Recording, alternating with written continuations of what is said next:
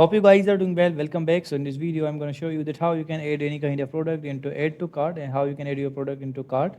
So let's get started. First of all, what we have to do, for example, I'm going to open this product. So I'm going to click on this product. So let's click on this. As you can see, you will be able to see the products according to your category. For example, as you can see now, these different types of products are provided here. For example, I'm going to open this product. So let's click on this product, and after clicking on this, as you can see now the product is open. If you want to check out the product details, you can also do that.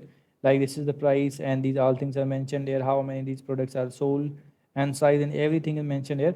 If you want to add to cart, you can also do that. You have to click on the add to cart, and this product will be added into your cart. Now you have to choose the quality and the color. For example, I'm going to choose the color, and let's click on this, and this will be added in our cart. So as you can see, let's click on this option, and now it's done. So in this way you can do that. For example, I'm going to cut this one, and after cutting this, as you can see now it's done. So in this way you can add any kind of product into your add to cart.